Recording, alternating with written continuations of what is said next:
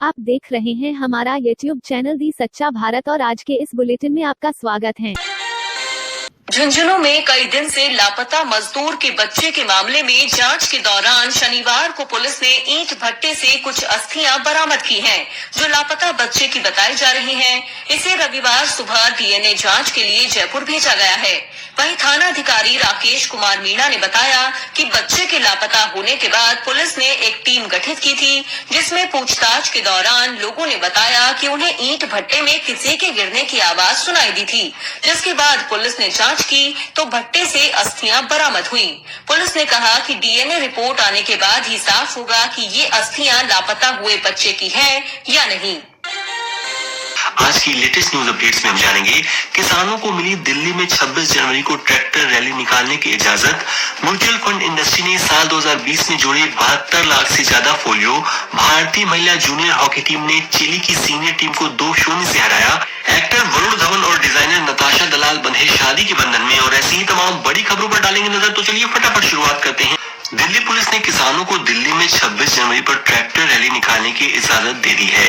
Delhi police के special commissioner intelligence ने रविवार को कहा, दिल्ली में किसानों की ट्रैक्टर रैली के लिए टीकरी, सिंघू और गाजीपुर बॉर्डर से 3 रूटें तय की गई हैं। हालांकि इसके लिए कुछ शर्तें भी तय की गई हैं। किसानों को गणतंत्र दिवस समारोह के मद्देनजर तय की गई टाइमिंग्स को मानना होगा, यानी तय वक्त में ही रैली होगी।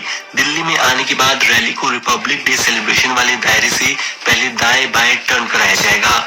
मेडिकल और दूसरी तरह की इमरजेंसी के लिए रोड की सेंट्रल लेन में रास्ता बनाना होगा। इसके अलावा एक परेशानी वाली बात ये भी है कि किसानों की रैली में हिंसा के लिए कई इनपुट मिल रहे हैं। रैली में गड़बड़ी फैलाने के लिए पाकिस्तान में 308 ट्विटर हैंडल बनाए गए हैं।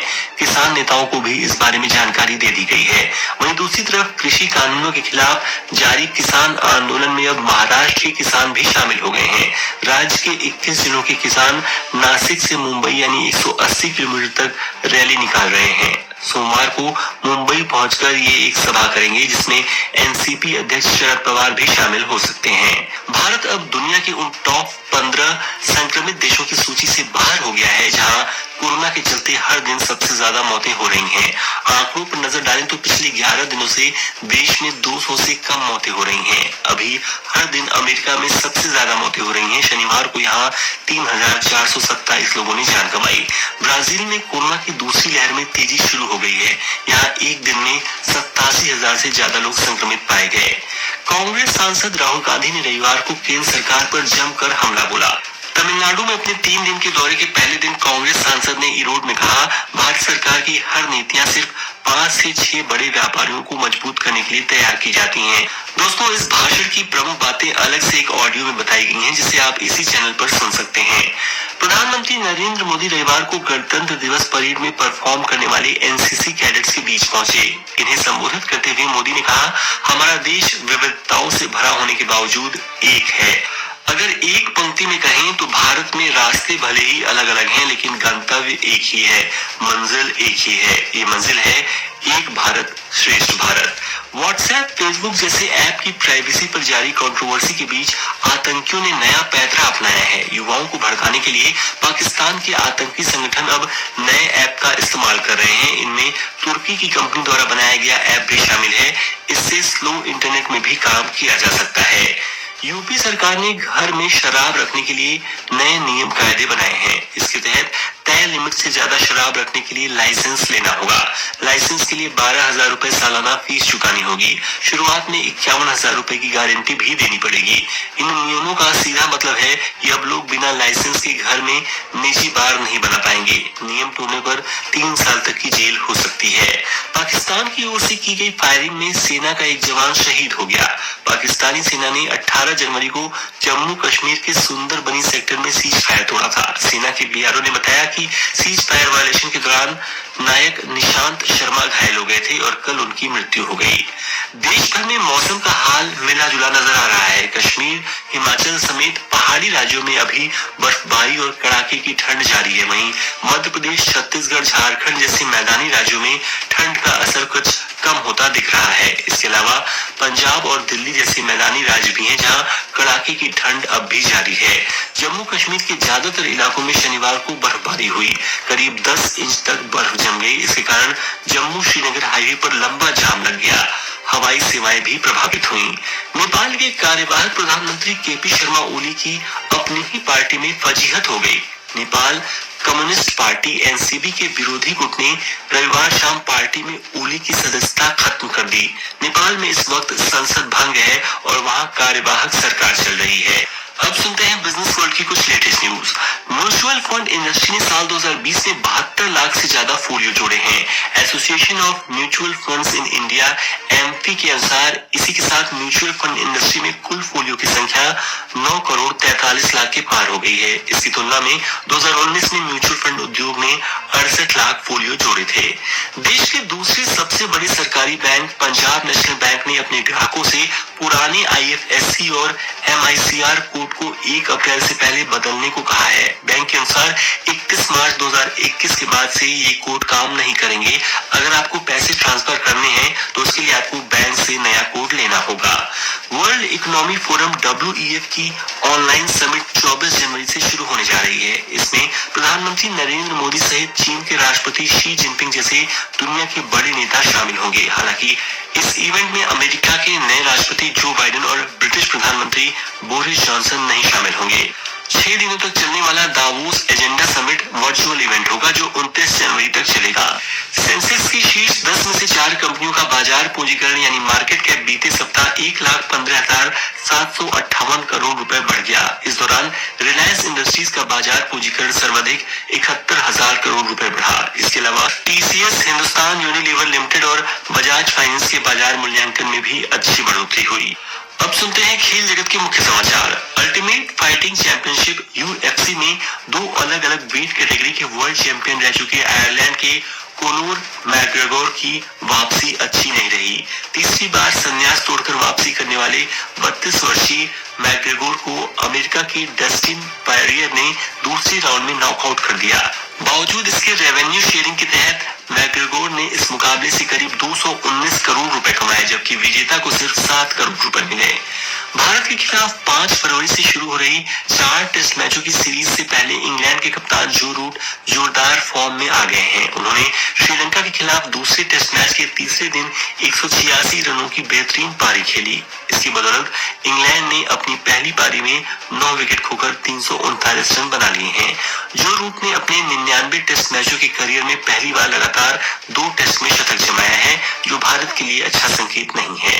ऑस्ट्रेलिया के खिलाफ 4 टेस्ट की सीरीज में 2-1 से मिली जीत के बाद कई पूर्व क्रिकेटर्स नेशनल क्रिकेट अकेडमी के डायरेक्टर राहुल द्रविड़ को इसका क्रेडिट दे रहे थे। हालांकि द्रविड़ ने इससे मना किया है। द्रविड़ ने इंडियन एक्सप्रेस से कहा कि उन्हें अनावश्यक क्रेडिट दिया जा रहा है। टीम इंडिया के प्लेयर्स इस प्रशंसा के असली हकदार हैं।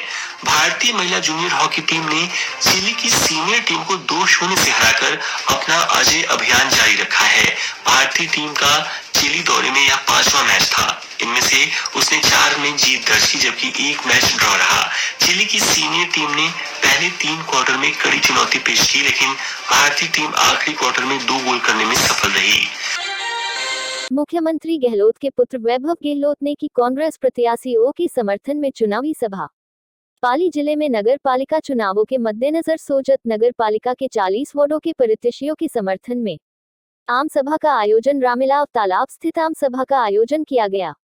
इस आम सभा में कांग्रेस के पार्षद उम्मीदवारों को जिताने हेतु AICC सदस्य व आसीए अध्यक्ष वैभव गहलोत ने जनसभा को संबोधित किया।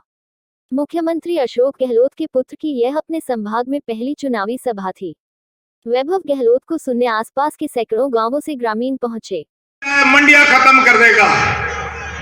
तीसरा वो काम किया है कि आप जितो स्टॉक 1 लाख टन स्टॉक कर दो तो भी उनमें तक कोई रोक नहीं है, फ्री कर दिया है। अडानी और अंबानी ने हॉल बनाना चालू कर दिया है। भेगे यार भाई हॉल खेलवा से बना दिया, लाख टन का हॉल बना दिया है। गहलोत साहब ने उनमें उत्तर मैंने विरोध महीने कानून पास करायो। राजस्थान सरकार है मैंने वो कानून पास वो करायो कि भाई जो भी वो भाव है जी वो आप लोगों ने तय करना पड़े। अब भाव तय करना पड़ी के बाजरी रा 2500 हुए तो मूंगा ने गवारा 3000, मूंगा 7500, कपास रा 6500, तिलरा 11000 सब भाव है जगह गलो साहब ने तय लोग विधानसभा में प्रस्ताव पास करियो कि ओ भाव किसान वास्ते रहनो जो घरे जावे भले मंडी में ले और भले घरे ले तो भी वो भाव हाके मिलनो चाहिए। तो आप लोग देख रहे हैं किस तरीके से एक शानदार मीटिंग का आयोजन हुआ और जिस तरीके से हमारे कार्यकर्ताओं में, नेताओं में जोश है। मुझे पूर्ण उम्मीद है कि सोजत की जनता इस बार पूर्ण बहुमत से कांग्रेस का बोर्ड बनाने का मानस बना चुकी है, ऐसा मेरा मानना है। सर यहाँ पर किसानों को लेकर काफी नाराजगी है देश में। किसानों की जो आप देख रहे हैं देश में क्या हालात चल रहे हैं, 11 वार्ता विफल हो चुकी है। अब आने वाले समय में भी किसान ये पूछ रहा है केंद्र की सरकार से कि कितनी और वार्ताएं करना चाहते हैं। हम ये पूछना चाहते हैं भाजपा केंद्र सरकार से, क्या ये केवल टाइम पास करने का तरीका है? किसान भाई हमारे लगभग 2 महीने से पूरे दिल्ली को घेर के बैठे हैं। इस भयंकर सर्दी में जो किसान भाई बैठे हुए हैं उनके लिए केंद्र सरकार कितनी और दौर की वार्ताएं करना चाहती है? क्या ये केवल टाइम पास करने का तरीका है केंद्र सरकार का? क्यों अभी तक कोई ठोस नतीजा नहीं निकल पा रहा? क्यों अभी तक कोई ठोस रणनीति नहीं बन पा रही? जिला स्तरीय दिव्यांग स्नेह सम्मेलन आयोजन। पाली का प्रथम जिला स्तरीय दिव्यांग स्नेह मिलन एवं परामर्श सहायता शिविर के आर्य वीर दल परिसर के अंदर मुख्य अतिथि ज्ञानचंद जी पारक विधायक एवं स्वामी चेतनानंद के सानिध्य में आयोजित हुआ। कार्यक्रम के अतिथि द्वारा प्रदीप प्रज्वलन कर शुभारंभ किया गया। समिति के उपाध्यक्ष भंवरलाल जांगीर ने स्वागत उद्बोधन प्रस्तुत किया। अतिथियों का माला दुपट्टा एवं स्मृति चिन्ह भेंट कर स्वागत किया गया। रोहट थाना पुलिस को मिली कामयाबी। 35 किलोग्राम डोडा पोस्ट के साथ किशोर को लिया संरक्षण में। मुखबिर की सूचना से थाना अधिकारी जसवंत सिंह की कार्रवाई। रोहट थाना क्षेत्र मुर्दिया तिराया मांडावास सरहद पर पकड़ा डोडा। किशोर को लिया हिरासत संरक्षण में। डोडा परिवहन में काम में ली गई बाइक को किया जब्त। जिला पुलिस अधीक्षक के निर्देश से जिले भर में मिल रही लगातार सफलता। जिले भर में मादक पदार्थों बी के खिलाफ जारी है अभियान।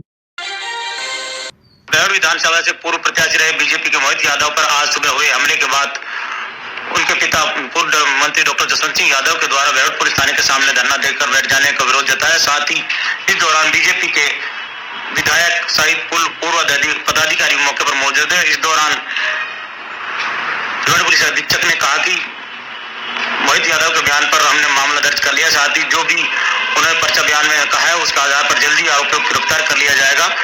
मोहित यादव का बेहूर के सरकारी अस्पताल में इलाज चल रहा है। गणतंत्र दिवस को देखते हुए पुलिस कमिश्नरेट से चारों जिलों के डीसीपी को अलर्ट जारी कर सर्च ऑपरेशन चलाने के निर्देश दिए गए हैं। 26 जनवरी को मनाने के लिए जो सुरक्षा व्यवस्था है वो इस बार विशेष तौर पे जो हमारे बॉर्डर्स हैं जयपुर कमिश्नरेट के, उसकी नाकेबंदी के साथ जो रात्रिकालीन नाकेबंदी है, दिन की नाकेबंदी है, उनको और चेतक जो हमारी टीम्स हैं जो कि मोबाइल गाड़ियां हैं उनके द्वारा सतत आने जाने वाले लोगों पर निगरानी रखी जा रही है। इसके साथ अभय कमांड सेंटर के माध्यम से भी जो हमारे सर्विलांस कैमराज हैं उसके माध्यम से भी शहर के बाजारों पे, भीड़भाड़ वाले स्थानों पर नजर रखी जा रही है। सभी डीसीपी साहब को निर्देशित किया गया यहाँ से कि जो भी उनके होटल्स हैं, सराय हैं, ढाबे हैं या जहाँ पे बाहरी लोगों के रुकने की संभावना है, कुछ ऐसी बस्तियां हैं जहाँ के बाहर के लोग आकर के रुकते हैं, उन सभी का लगातार चेकिंग करते रहें, सर्वेक्षण करते रहें। कोई भी व्यक्ति अगर संदिग्ध प्रतीत हो, कोई भी वस्तु वाहन संदिग्ध प्रतीत हो तो उसकी पूरी जांच करें और उसके खिलाफ जरूरत पड़ने पर कार्रवाई करें। और ऐसे ही नए अपडेट पाने के लिए द सच्चा भारत चैनल को सब्सक्राइब कीजिए। धन्यवाद।